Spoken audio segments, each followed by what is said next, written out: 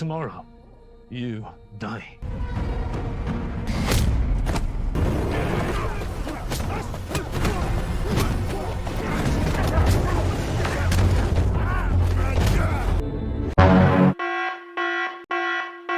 Halo sedulur Glelengers, balik maning karo nyung G11 Story singkar pengalurna cerita film Prisoner of War. Film tentang seorang komandan tentara Inggris yang ditangkap oleh Jepang dan ditahan di kamp tahanan perang. Tidak hanya ditahan begitu saja, melainkan para tahanan harus bertarung dengan para gacoan tentara Jepang.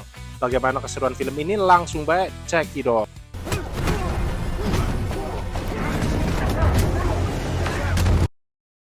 Di awal film diperlihatkan gacoan kita semua yaitu Paman Yuri Boyka atau kita undang baik James yang tiba-tiba masuk ke dalam dojo yang bernama Ito Dojo. Tanpa permisi dan salam, James langsung masuk ke dalam dojo dan mencari seorang jenderal tentara Jepang yang ada di foto itu, yang ternyata adalah ayah dari pemilik Ito Dojo tersebut. Where is he? That man in that photo. Lalu ia pun mengenalkan dirinya sebagai James Wright, seorang komandan sayap di Angkatan Udara Inggris. James mengaku kenal si jenderal sejak Perang Dunia Kedua. Namun paman pemilik dojo, sebut saja Sarwan, ternyata pernah mendengar kisah tentang James dari ayahnya. Karena Sarwan yang tidak menyukainya, Sarwan pun memerintah anak buahnya untuk menyerang James.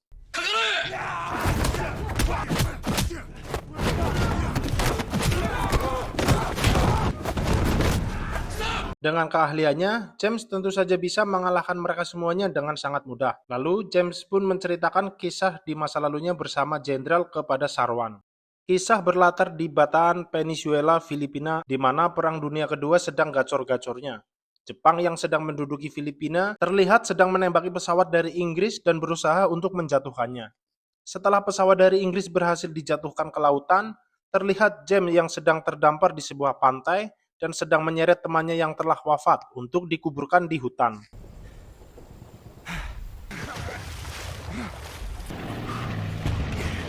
Di pagi harinya, beberapa tentara Jepang berpatroli dan tak sengaja menemukan kuburan yang masih basah. Lalu mereka memutuskan untuk menyisir lokasi tersebut lebih dalam. Namun, ujuk-ujuk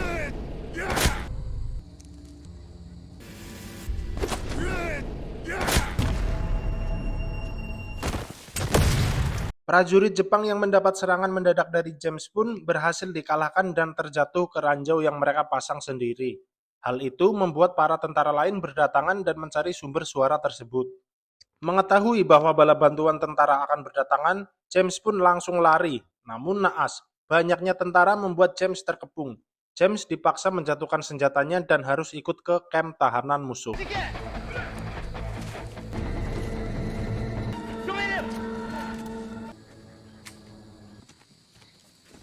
Tibalah James di kamp tahanan Jepang. Di sana terlihat para tahanan yang gabut sedang adu laba-laba sambil taruhan. Muncullah jenderal pemimpin di kamp tahanan tersebut, yang bernama Ito. Namun kita panggil saja Prajan, orang yang ada di foto di film pertama tadi. Prajan mengatakan bahwa James satu-satunya prajurit Inggris yang masih selamat. Lalu Prajan pun menyuruh para anak buahnya untuk melobikan James di hutan. Namun James tidak pasrah begitu saja. Semangatnya untuk bertahan hidup mampu untuk mengalahkan anak buah Prajan, meskipun tangan dalam posisi diikat.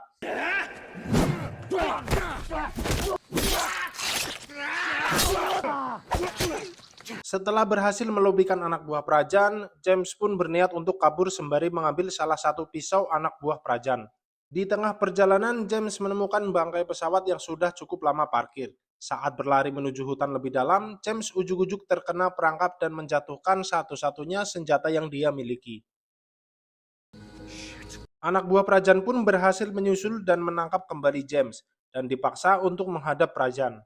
Prajan yang tahu jika James mencoba untuk kabur, berniat akan melobikan James di keesokan harinya. Tomorrow, you die. Setelah itu, James dibawa ke kamp tahanan dan bertemu dengan tahanan yang lain. James pun berkenalan dengan Apin dan Oscar. Mereka saling bercerita tentang berakhirnya mereka di kamp tahanan ini.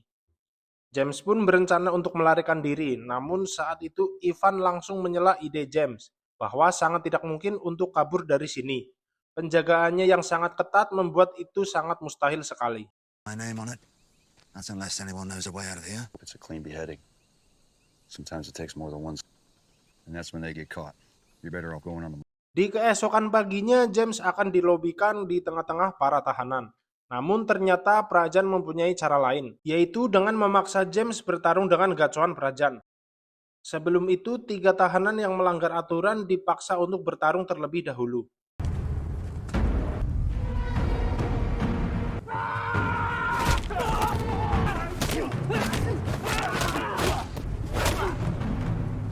Gacoan Prajan pun menang dengan sangat mudah. Bok-bokan membuat James takut dan kena mental. James pun dengan santai maju untuk melawan gacoan Prajan.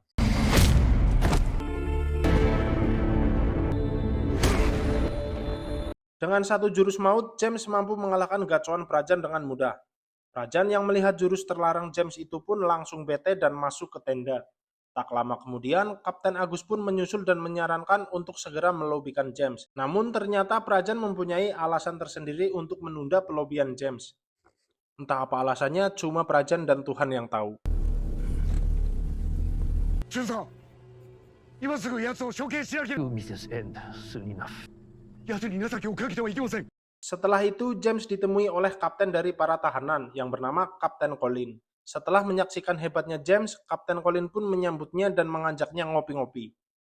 Sambil ngopi, James pun menceritakan jika dia lahir di Inggris namun dibesarkan di Hong Kong. Itulah mengapa James sangat hebat karena telah berlatih bela diri di Hong Kong, Thailand, dan Jepang. Cheers. I was born in Surrey, but grew up in Hong Kong. Hong Kong. Tak berselang lama, James pun dipanggil untuk menghadap ke Prajan, karena Prajan penasaran dengan jurus yang digunakan oleh James. Karena ternyata Prajan tahu jika jurus itu sangat terlarang dan kemungkinan besar guru James adalah orang yang Prajan kenal. Zero. Revealed the change here. I've trained many places. Tomorrow, you die. Keesokan harinya, James dibawa ke arena pertarungan untuk menghadapi 3 gacoan Prajan sekaligus. Selayaknya atlet MMA, James mendapat dukungan dari para tahanan yang ada di sana. James, do you like a drink? Ora kesuwen, solo sekuat pun dimulai.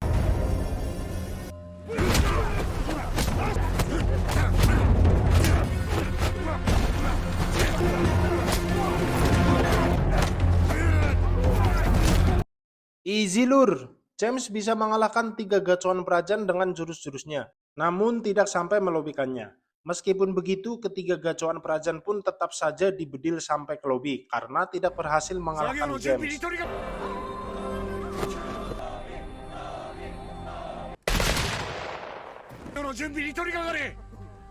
Setelah solo squad tersebut, James, Oscar, dan Kapten Colin berencana untuk kabur, meskipun sangat mustahil. Namun itu lebih baik daripada harus buy one tiap hari. James mempunyai rencana untuk mencuri salah satu radio untuk menghubungi bala bantuan. Oscar dan Kapten Colin pun setuju untuk mengikuti rencana James. Pada saat sedang kerja paksa, Oscar dengan sengaja membuat keributan untuk memancing para penjaga, termasuk penjaga di tower. Saat penjaga sedang lengah, James pun mencoba untuk memanjat tower untuk mengambil radio milik penjaga tersebut.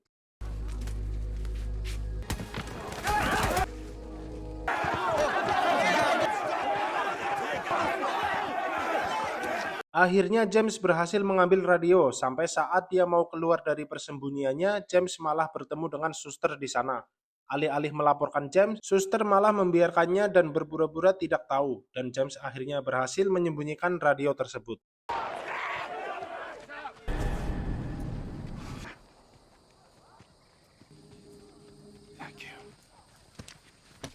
Keesokan harinya, James diperlihatkan hukuman bagi para pelanggar aturan. Sempat merasa lemas, James dan Kapten Colin merasa lega karena ternyata aksi mereka kemarin tidak diketahui, melainkan 2 orang lain yang memasuki area terlarang dan dipergoki oleh penjaga. Akhirnya mereka harus dilobikan.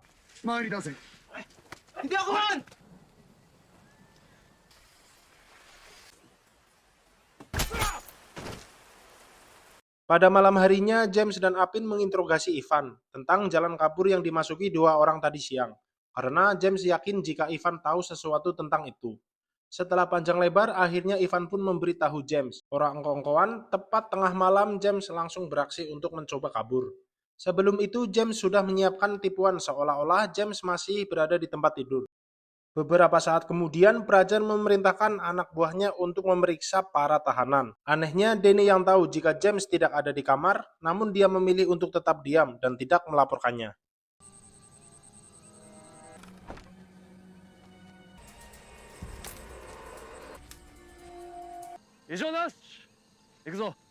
Setelah berhasil keluar, James mencoba menyisiri hutan dan mencoba untuk naik ke bukit. Setibanya di bukit, James pun melihat kapal yang berlayar dan mencoba untuk mencari sinyal radio. Setelah berhasil mendapatkan sinyal radio mereka, James pun berusaha memahami percakapan mereka.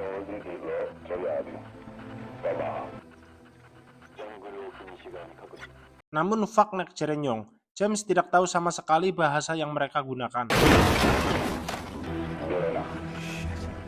James pun lalu kembali lagi ke kamp tahanan dengan aman. Di keesokan paginya saat James kerja rodi, James memberitahu Kapten Colin jika ada kapal Amerika yang berlayar mendekat. Namun karena mereka menggunakan bahasa Navajo, James pun cuma pelanga-pelongo. FYI lur, informasi gue kowe. Bahasa Navajo adalah bahasa suku asli Navajo di Amerika Utara yang sering digunakan pasukan Amerika untuk komunikasi di Perang Dunia Kedua. Oke, masuk lur.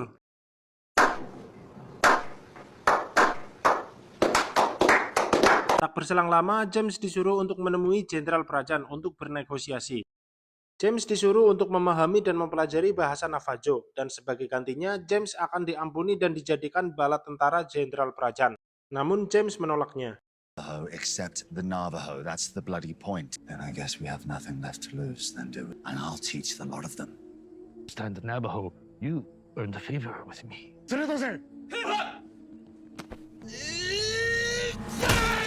Ternyata Jenderal Prajan juga mendengar bahasa Navajo lewat radio. Dan karena James juga ada di sini, pasukan Amerika juga pasti akan segera sampai di sini juga. Prajan pun mulai cemas.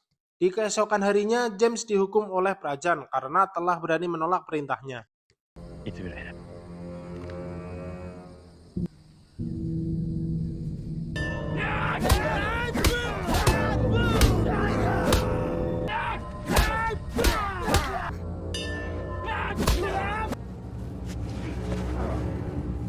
Saat setelah ikatan tangan dilepas, James dipaksa untuk solo sekuat melawan pasukan yang memukulinya tadi. Sempat lemas tak berdaya, namun karena semangatnya masih ada, James pun melawan balik prajurit Prajan.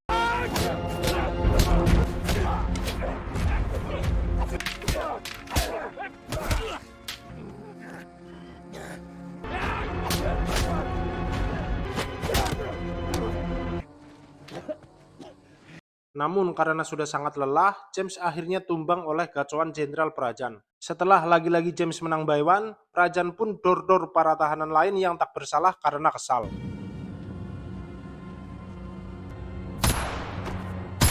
What is coming is much worse. Setelah kejadian itu, James pingsan dan terbangun setelah beberapa hari tertidur.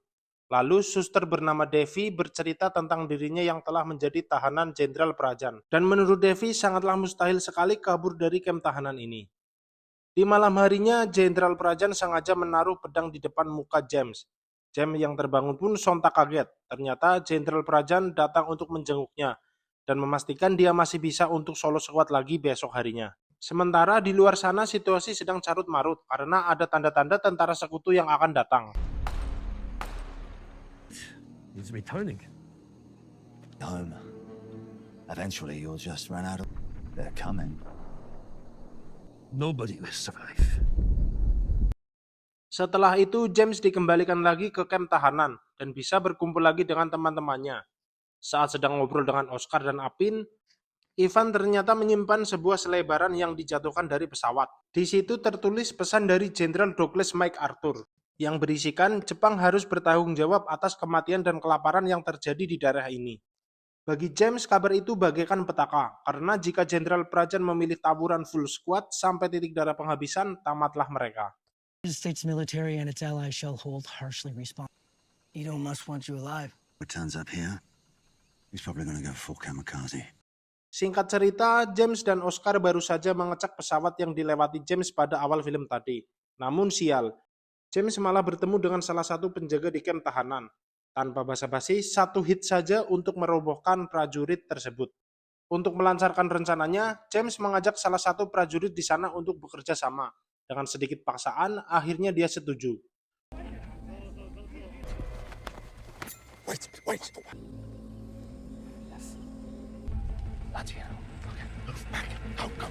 Alhasil, mereka berdua berhasil kembali ke kamp tahanan tepat waktu. Di keesokan paginya, para tahanan berkumpul di lapangan untuk menyaksikan Kapten Colin yang akan dilobikan atas insiden penyerangan tentara semalam. James yang merasa bersalah akhirnya mengaku dan siap untuk menerima hukuman. Namun karena Kapten Colin yang tertangkap basah seolah dia yang melakukannya, pengakuan James pun ditolak dan Kapten Colin harus buy one dengan gacuan Jenderal Prajan.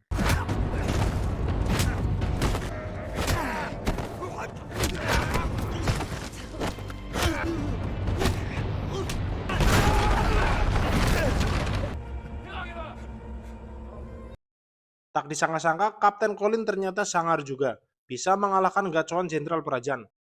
Setelah pertarungan itu, James mendatangi Jenderal Prajan untuk mengajaknya buy one. Namun dengan berbagai alasan, Jenderal Prajan menolak tantangan James. James pun akhirnya ditahan dan disiksa lagi oleh Jenderal Prajan. Let's finish this now! Do something! You're a damn coward! Pada malam harinya, James dan Oscar nekat berkomunikasi dengan tentara Amerika menggunakan bahasa Navajo sebisanya, karena mereka sudah tak ada waktu lagi, sehingga harus melakukannya sekarang juga. Mbok-mbokan mendapat respon dari tentara Amerika, ternyata kode yang James kirimkan berhasil direspon tentara Amerika juga. Atsa. Anam na between Atsa. Namun naas, saat mereka kembali ke kamp tahanan, semua teman-teman mereka sudah lenyap. Dan saat Oscar mau mengecek keluar, ujuk-ujuk,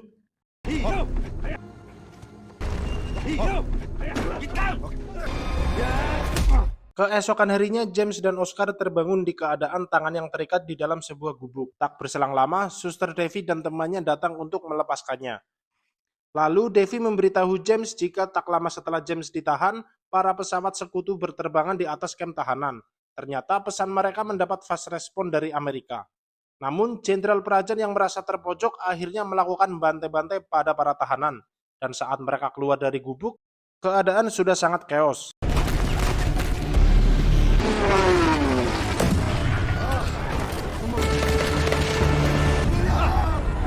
Oh my god, Di tengah-tengah kepanikan, Suster Davy dan temannya berpura-pura sakit dan caper ke penjaga tower.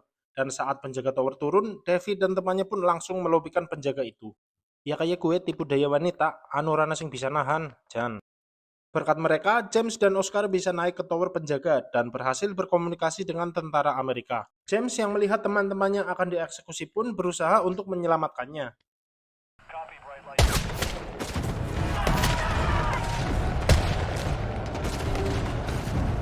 Alhasil, para tentara semakin membrutal dan perang pun semakin chaos. Suster Davy dan temannya juga berusaha untuk melarikan diri, selagi Oscar buy one dengan gacuan Prajan. Ketika Oscar terpojok oleh gacuan Prajan, Kapten Colin pun datang untuk membantunya.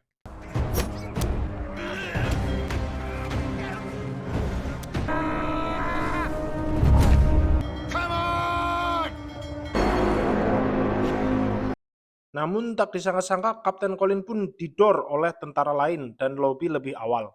Sedangkan di sisi lain, James sedang mencari Jenderal Prajan dan menemukannya di dalam tenda. Mereka pun memutuskan untuk buy one menggunakan pedang layaknya seorang samurai sejati.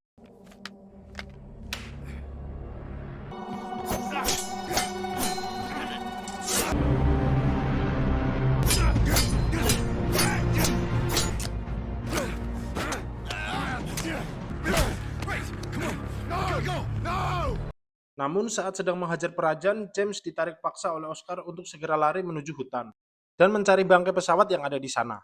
Di tengah-tengah perjalanan menuju hutan, mereka hampir saja ditembak oleh salah satu prajurit Prajan. Namun tiba-tiba Prajan malah menggagalkannya. Entah apa maksudnya, tetapi Prajan membantu sutradara agar film tidak berakhir di sini.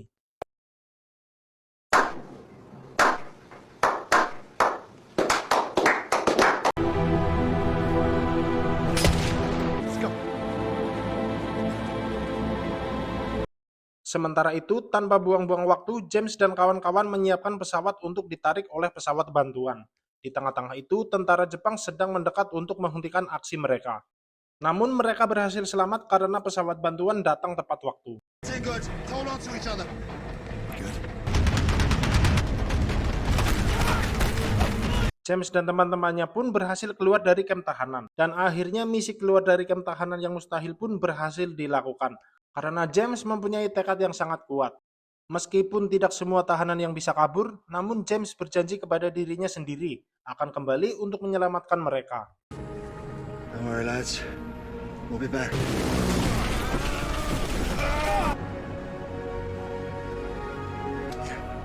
You okay? Dan flashback pun selesai. Kembali ke masa kini di Ito Dojo. Anak jenderal memberitahu James bahwa ayahnya telah meninggal setahun yang lalu. Mendengar itu, James pun merasa sedih dan mengucapkan bela sungkawa. Setelah itu, si anak jenderal meminta James untuk memperlihatkan jurus mautnya. Please. I want to see. Namun James tidak mau menggunakannya, tetapi setelah si anak jenderal memohon, akhirnya James pun terpaksa memperlihatkannya.